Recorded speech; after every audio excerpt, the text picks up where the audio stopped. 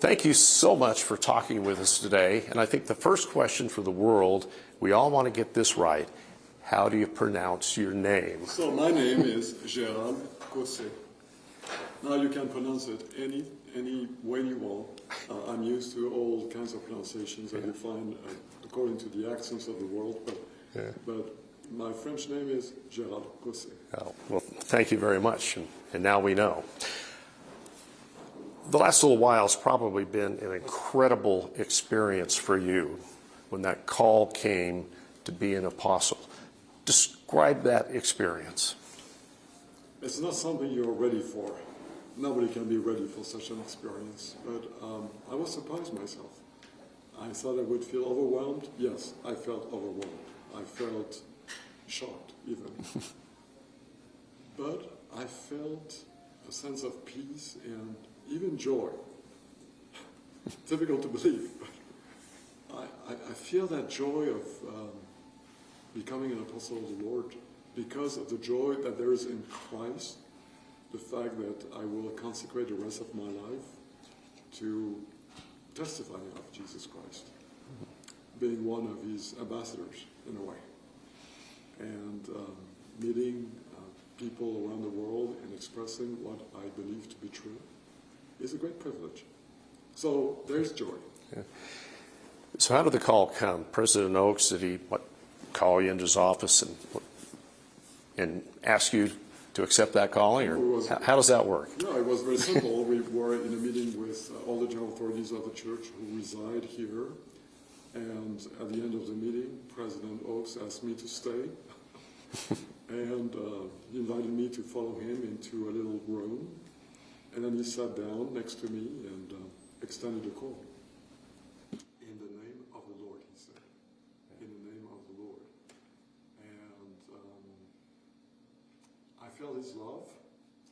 I felt the love of the Lord, and I said yes, because I've already said yes a long time ago to the Lord, so I didn't need to think about it.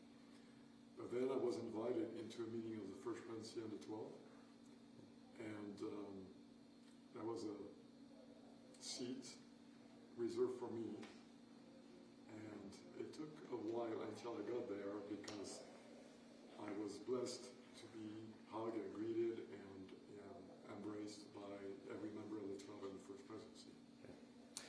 You have a wealth of experience the last 11 years being the presiding bishop, overseeing many facets of the church, particularly the temporal needs, I guess everything from humanitarian to buildings around the world.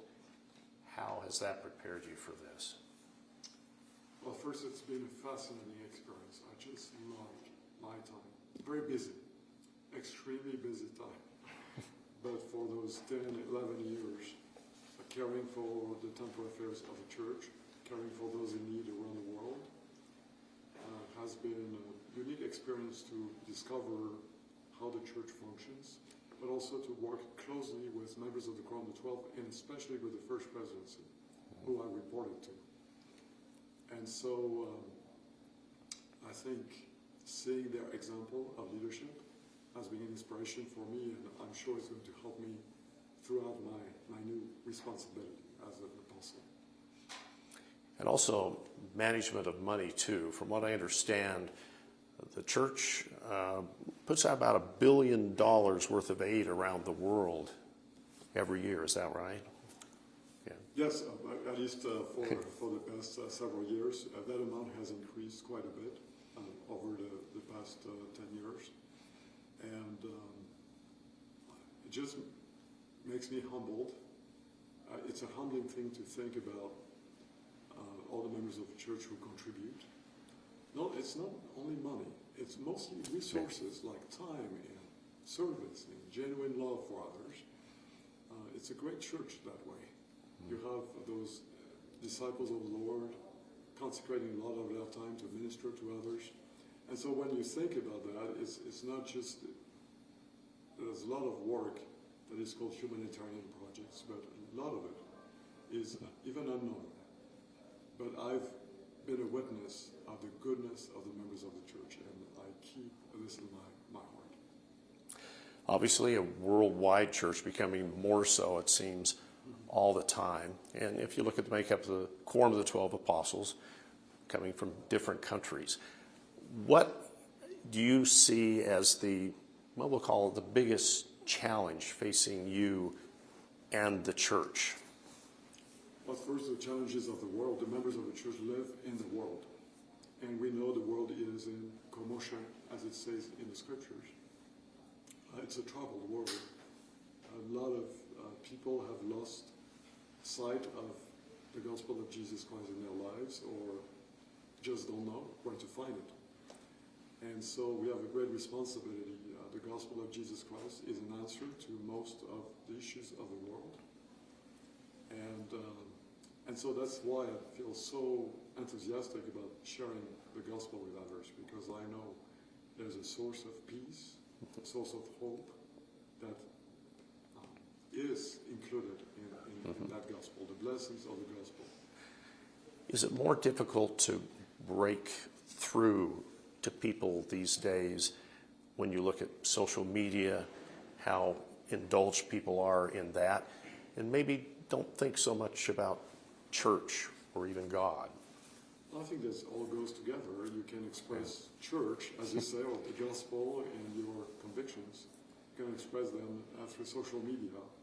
I believe social media is one of those public spaces where people have to express the good things of the gospel, not the negative things that you hear in the world, but especially expressing those loving and peaceful messages.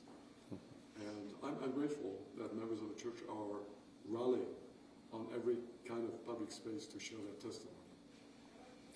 Last question, if you want one. Okay. Yeah, let's just ask you about your family.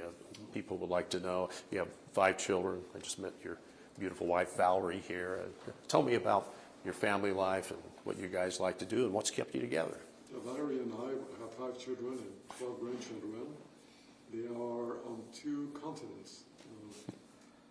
Most of them are in France, but we have also a little family here with the 2 children who followed us when we moved to the United States. They were young enough to still be in our home, and we love our family. Our family wouldn't be if it was not for the gospel of Jesus Christ. The greatest blessing we've had is our parents, Valerie's parents, my parents, accepting the gospel, being converted as we were very young. And this has blessed our family tremendously.